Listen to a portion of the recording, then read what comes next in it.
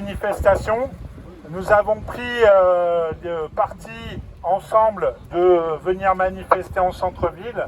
Force est de constater que vous avez répondu nombreux et nombreux à l'appel des organisations et nous nous en félicitons. Plus que jamais, le peuple palestinien a besoin de notre solidarité, d'une mobilisation. Cette mobilisation porte en premier lieu l'exigence d'un cessez-le-feu immédiat. Juste un mot, l'extrême droite voudrait faire croire que ce qui se passe aujourd'hui est une guerre de civilisation. Or, c'est une guerre coloniale et c'est contre cette guerre que nous devons nous battre.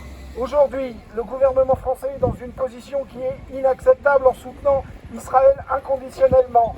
Non, nous devons exiger le cessez-le-feu, nous devons exiger la paix pour trouver effectivement la paix juste et durable.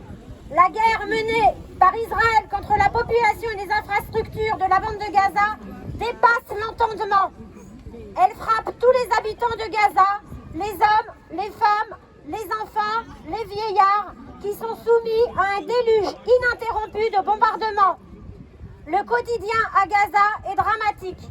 L'eau et la nourriture sont difficiles à trouver. Les Palestiniens doivent brûler ce qu'ils trouvent pour cuisiner, pour faire cuire les aliments. Il a récemment plu à Gaza, ce qui crée des conditions catastrophiques dans les abris de fortune. La moitié des bâtiments sont détruits. Les 2/3 de la population ont dû fuir leur logement. Quand les familles avec enfants fuient en portant un drapeau blanc, elles risquent quand même de se faire tirer dessus. Le chiffre officiel de 12 000 morts, qui représenterait en France 300 000 morts, est à coup sûr largement dépassé car on n'arrive plus à recenser les morts et de nombreux corps restent ensevelis sous les décombres. Près de la moitié des victimes des bombardements sont des enfants.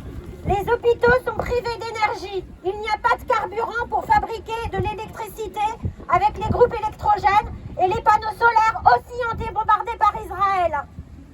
Les chambres froides ne fonctionnent plus. Il y a une pénurie de médicaments. Les hôpitaux sont à l'arrêt et ils sont aussi, vous l'avez tous vu, la cible de l'armée israélienne, au mépris du droit international humanitaire. On y a vu des soignants et des familles prendre dans leurs bras des bébés en soins parce qu'ils devaient les évacuer ailleurs.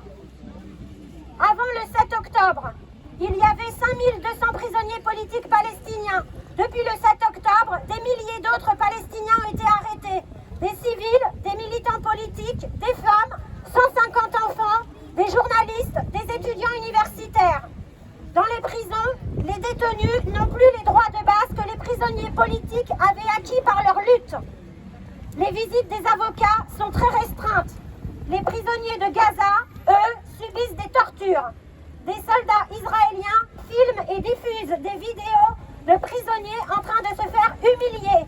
Par exemple, sans vêtements ou bien obligés de porter le drapeau israélien. Selon l'avocate Dana Farage, 80% des prisonniers arrêtés depuis le 7 octobre sont sous détention administrative, c'est-à-dire qu'Israël